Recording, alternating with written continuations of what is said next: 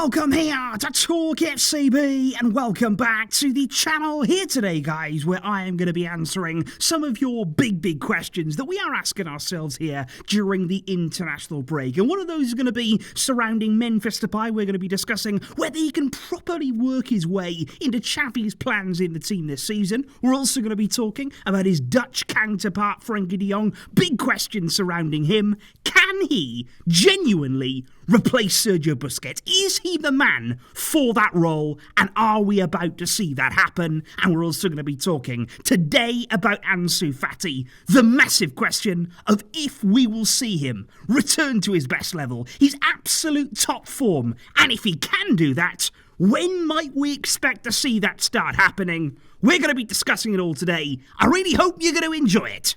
So come on, and let's do it. Because if we do, first of all, begin with that all-important question surrounding Frenkie de Jong. Because so many of you did indeed get in touch there on my community section. Thank you to all of you guys for getting involved there in the questions. And you're all saying, you know what? Can he do it? Is Frenkie going to replace Busquets? Does he have the quality for that role? Is Xavi going to put his faith in him? And I think many of these questions here come off the back of some intriguing reports this week in the Catalan media that basically say that Xavi has put his faith in Frenkie de Jong, that he has decided there that Frenkie is the man to replace Sergio Busquets, and we're going to see evidence of that in the coming season.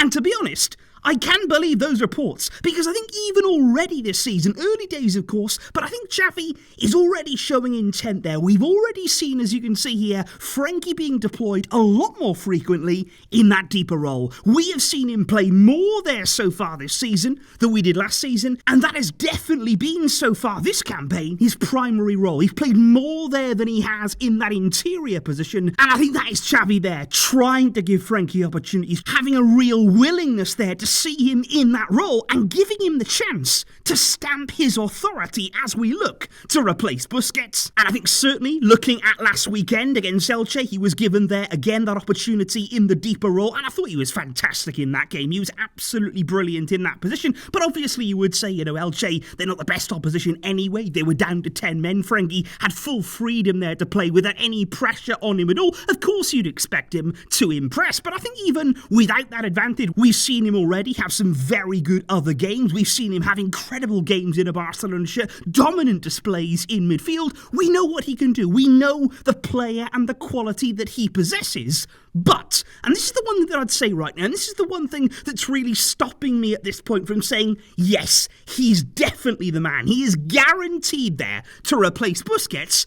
I think it all comes down to consistency, because that for me is still the one thing that you're searching for from Frenkie in this position, because we must have that in that role. We need him to have here not just one brilliant display, not just one game here and there where he's really arriving and being dominant. We need him to really have a run of games, to have a string there of quality performances. But I think there's too many peaks and troughs. You know, one week it might be a 10. The next week then he might not follow it up. You know, it might be a 6 out of 10 performance. It might be a 7 out of 10 performance. And I just think when you have as much quality as he does at his disposal, you got the ability in there to show that consistency. Because when I think about Sergio Busquets at his best in that role, he is somebody who at his peak, you didn't see him drop below a 9. Every single game, you could count on him in that position. You could guarantee that he wasn't going to make a mistake. That was the standard that he set there. And that's crucial for that position, because at the base of that midfield at Barca, it's not a position there where you're allowed to have a bad game. It's not a position there where you can get away with dropping your level. If you make a mistake, if you lose the ball in a key area, if you're not quite at it, you will be punished. And Frenkie knows that, and that is why it might take there a run of games in that role to really flourish, to have that confidence. Maybe that's what Xavi's trying to do with him this season, to give him more responsibility in that position so that Frenkie does find that consistency. And I think if he does, then of course he can. He can step into that role. But that is what we're going to see now this season. With more opportunities there, with more responsibility placed on his shoulders, we are going to see whether Frenkie can respond and basically put in the kind of performances that says, yes, I am your man. I am ready to step into this role. And I think that's going to be so intriguing, and I hope really exciting to watch now develop in the season ahead of us. But indeed, guys, like I said there in the intro, we are also going to be talking today about Frenkie de Jong's Dutch counterpart, Memphis Depay, because plenty of questions there on Memphis indeed, and I think this also comes after his quality display at the weekend as well. Can he really break into that starting lineup with Xavi? Can he earn more game time, have more influence, and is that certainly something we're going to be seeing now develop as the season goes on, because Memphis has indeed started back-to-back league games, which is a big thing for him, working his way back in. I think he showed a good attitude there to come back in against Cadiz. Great goal that he scored against LJ. Really good performance as well from him. One thing though that I would say is, now at the start of this international break, I thought Memphis came out today with a few intriguing words, not really that helpful in my opinion, because on international duty there he said, I have had 2 starting spots in the last 2 weeks in La Liga, but he said it's not enough. He said I get taken off after 60 minutes in games. He said I'm longing for more minutes. He said in the last 25 minutes, there's more space. I've got the power to profit from that. But Memphis there sounding a bit frustrated about the game time that he's been receiving. And I just think this here, it's not that helpful. I think if anything here, Memphis has to do what he did last weekend. Do your talking, illustrate your point there out on the field. You showed Xavi that he's got to play you more with the goal, with the quality that he was showing at the camp. Now that is what you have to be doing, and I think talking here, that's not so helpful, because when he stayed in the summer, when he had offers to leave, when Barca said, you know what, you can go, and then he was the one that, remember, decided to stay, I think then you've got to say, well, Barca did have other options. We clearly had moved on from Memphis, so obviously now he's not going to be in the team every week. He knew that there. He knew there was going to be such serious quality, and even somebody like Rafinha, for instance, he gets constantly taken off. We haven't heard any problems at all from him. The big money signing, of course, so far this season. You've got to keep your head down and keep working hard. And I just hope that here we don't see any conflict, we don't see anything getting out of hand. I'm sure that Xavi isn't going to read too much into these words, because obviously there is going to be a bit of frustration. Of course, players want to play more, they want to be involved, but like I say,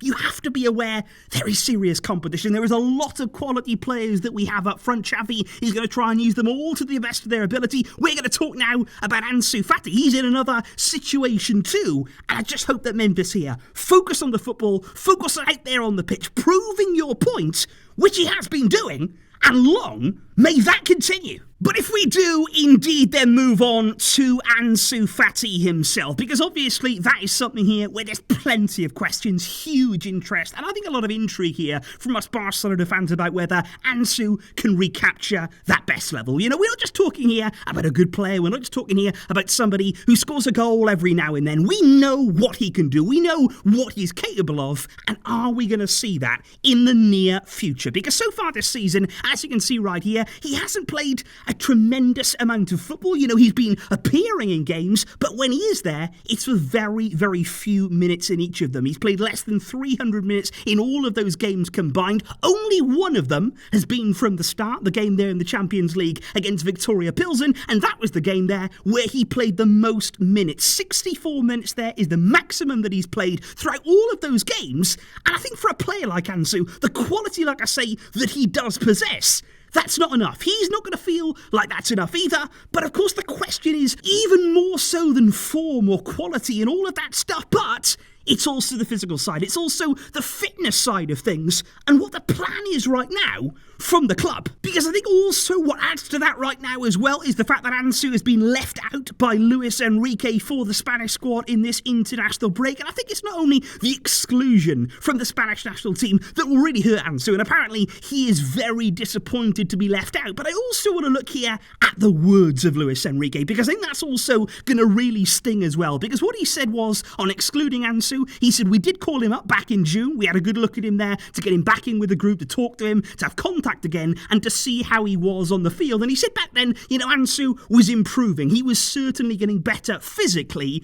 But Luis Enrique said since then, he has been participating at his club, but he's only started one game. And Luis Enrique clearly thought, that's not good. That is not the kind of sign that I want to see. And he said he continues to have a very good relationship with the goal, but I hope he recovers his level and that we see the best of Ansu. He said, today, I do not see him ready for the squad. That's why I haven't brought him. Hopefully he improves for the World Cup squad, because he is very young and we still have very high expectations for him. And obviously there from Luis Enrique, I think some of those are harsh words, but you'd also have to say they are probably fair right now. And I think we're all sort of wondering off the back of that, well, what is the situation with Ansu Fati? Because ahead of the game against Elche, after Ansu had been excluded from that Spain squad, Xavi said, he's fine, he's doing okay. He said, we are following a plan with him, but we're still being very cautious. He said it's going well. He said last season we moved too quickly there with him and he had a relapse. He said this now is not a mental nor a physical issue.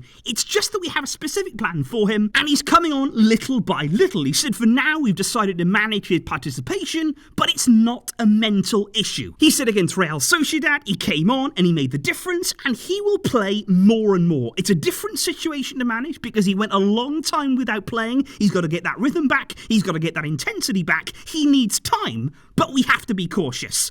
Ansu Fati will play and he will be important. And I just think it's so interesting right now, and I just think there's so much uncertainty here around this situation, because on the one hand we're saying, well, Ansu, he's not injured anymore. He has fully recovered from that problem. Xavi has admitted there that it's not a physical issue. It's not a mental issue when it comes to Ansu, but they have a plan and they're still remaining very, very cautious with him. And I think we're all just sort of wondering, when is this going to end? What point of the season are we going to get to whereby maybe those restrictions surrounding him, that they can be lifted, that he can have freedom again to sort of play as he wants to and as he feels right to, because it feels like now we're kind of holding him back a bit. We see flashes. He comes on against Real Sociedad. It's a match-winning performance. It is absolutely incredible what he shows. He comes on, he does everything there to turn the game around, but then it's almost as though he can't follow that up. He's not being allowed to. His body can't follow that up. We can't see him for anything over sort of 60, 70 minutes in a game, whether he can't or they won't let him do that. And I just think right now, we kind of have no choice but to put our faith in Xavi, to put our faith here in the medical team at Barcelona, to say, okay,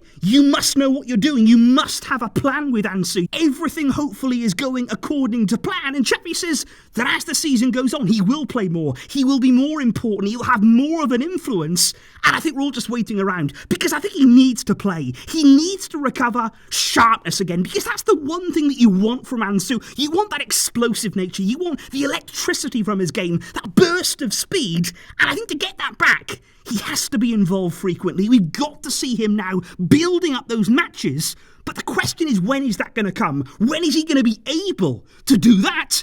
And only time is going to tell us. Only time is going to show here when that time is going to come, if he can recapture that best level. We're all hoping he can, and we're all willing him to do it. And I do hope that sooner, rather than later, we can see the evidence of this plan coming together. So that indeed, guys, today was some of your all-important questions answered, and there were some really, really good ones. I'm sure that we're going to be doing this again before the international break is over, because there is plenty to discuss right now, especially ahead of the fixtures that we have to come. The excitement that is still burning in all of us here when it comes to Barca. There's plenty to be optimistic about. There's plenty here to be excited for, and we will be talking again in the very near future. You just know it, guys. So let me know your thoughts down below on Frenkie de Jong, on that question, on Memphis Depay, and especially there on Ansu Fati and his situation. I will wait to hear from all of you indeed in the comments down below.